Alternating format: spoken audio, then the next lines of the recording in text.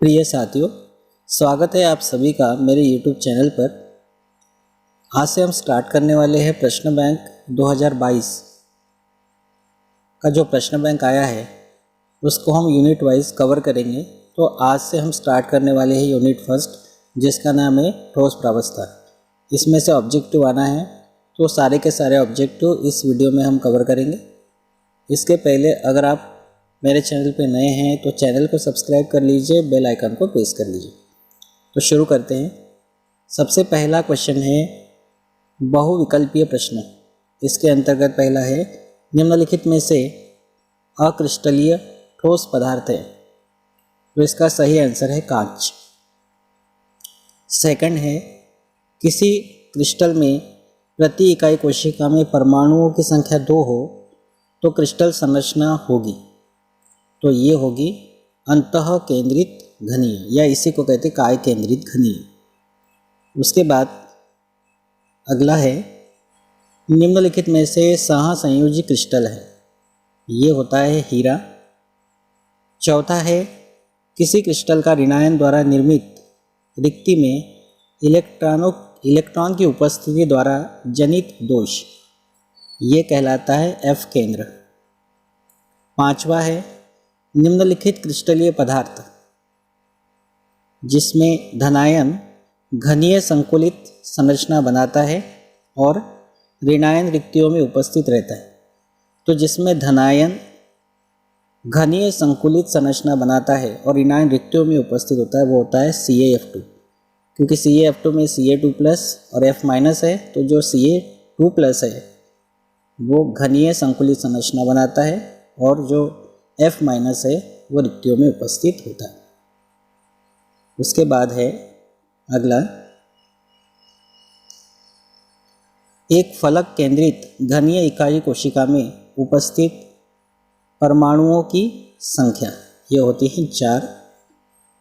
अगला है क्रिस्टल जालक की सूक्ष्मतम इकाई होती है, तो जो क्रिस्टल जालक होता है उसकी सूक्ष्मतम इकाई कहलाती है इकाई कोशिका या इकाई सेल या एकक सेल या एकक कोशिका।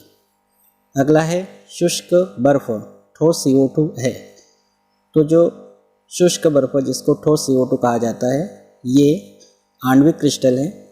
अगला है CaCl सीजियम क्लोराइड क्रिस्टल में Cs+ आयन का घेरे रहने वाली विपरीत आयनों की संख्या होती है।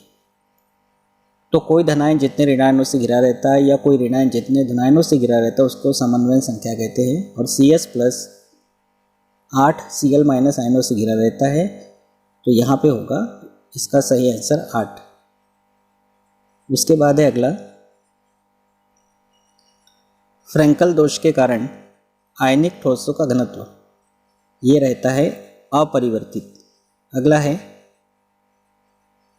क्रिस्टल जालक से एक धनायन तथा एक ऋणायन का स्थान रिक्त होना, ऐसा होना चाहिए, रिक्त होना कहलाता है, तो ये होता है शॉटकी दोष। उसके बाद है प्रश्न क्रमांक 2। प्रश्न क्रमांक 2 है रिक्त स्थानों की पूर्ति कीजिए।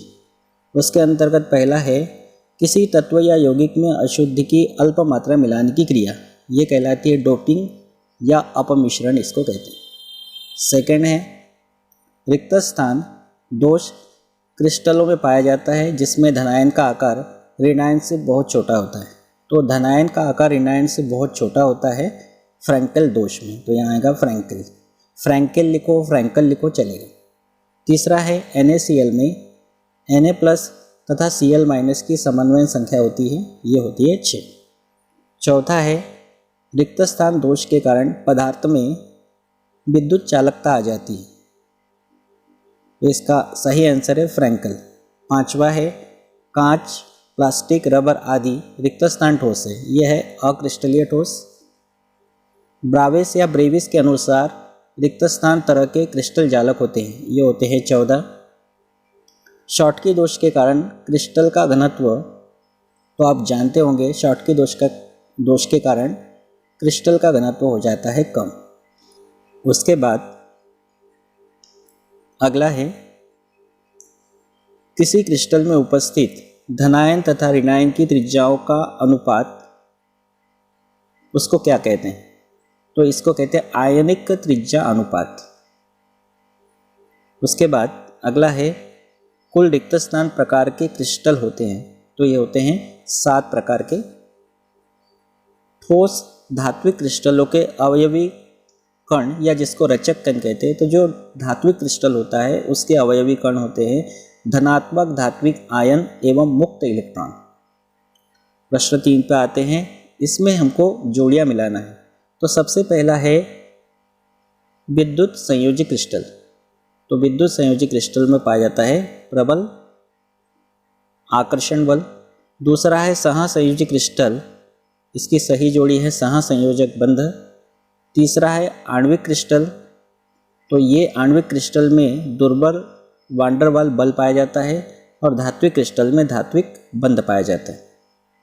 उसके बाद दूसरा भी सही जोड़ी है, तो उसके अंतर्गत है चतुष्फल की संरचना, ये होती है ZnS की। अष्टफल की संरचना होती है NaCl की और घनीय संरचना होती है CHCl की। उसके बाद पुनः जोड़ियाँ है, तो पहली जोड़ी है हीरा, तो इसका जो सही जोड़ी आएगी वह है सहसंयोजक ठोस। इसके पहले भी आप लोगों ने प्रश्न क्रमांक 1 में इसको देखा है। उसके बाद कांच है अक्रिस्टलीय ठोस। फिर तीसरा है सिल्वर क्लोराइड, इसमें पाया जाता है फ्रैंकेल दोष और पोटेशियम क्लोराइड में होता है शॉटकी दोष। प्रश्न क्रमांक 4 पे आते हैं। प्रश्न क्रमांक 4 है एक शब्द ऑब्लिक वाक्य में उत्तर दीजिए। उसके अंतर्गत पहला है किस प्रकार के ठोस विद्युत के चालक आघातवर्ध्य और तन्य होते हैं। किस प्रकार के ठोस विद्युत के चालक आघातवर्ध्य और तन्य होते हैं, तो ये होते हैं धात्विक ठोस। दूसरा है ठोस पदार्थ जिनमें घटक कणों का वितरण अनियमित होता है, नियमित नहीं होता, वो होते हैं अक्रिस्टलीय ठोस। अगला है क्रिस्टल जालक की सरलतम इकाई है, तो क्रिस्टल जालक की सरलतम इकाई है इकाई कोशिका या इकाई सेल। उसके बाद अगला है इकाई कोशिका के घनत्व का सूत्र, तो ये घनत्व का सूत्र होता है D बराबर Z into M upon A⁻³ into NO या NA, जहाँ NO या NA जो होता है उसको एवोगैड्रो नंबर कहा जाता है। तो ये फार्मूला बहुत ही अच्छे से आपको ध्यान रखना है। आप गुणा का चिन्ह नहीं लगा के भी लिख सकते हैं, ZM बटे A⁻³ NO या NA। उसके बाद अगला है आयनिक क्रिस्टल से धनायन तथा ऋणायन का बराबर संख्या में गायब होना, ये कहलाता है शॉटकी दोष। शॉटकी दोष को स्कॉटकी दोष भी कहते हैं। अगला है कोई आयन विपरीत आवेशित जितने आयनों के संपर्क में रहता है वह संख्या कहलाती है समन्वयन संख्या, कोऑर्डिनेशन नंबर कहते हैं। धनायन का अंतराकाशीय रिक्ति में जाना, ये कहलाता है फ्रैंकेल दोष। और उसके बाद है इकाई कोशिका जिसमें एक एक संघटक कण घन के प्रत्येक कोने पर तथा एक घन के केंद्र में होता है, इसको कहते हैं अंतः या काय केंद्रित घनीय। उसके बाद है त्रिविम जालक का वह सरलतम रूप जिसमें बारंबार पुनरावृत्ति से क्रिस्टल जालक प्राप्त होता है, उसको कहते हैं इकाई सेल।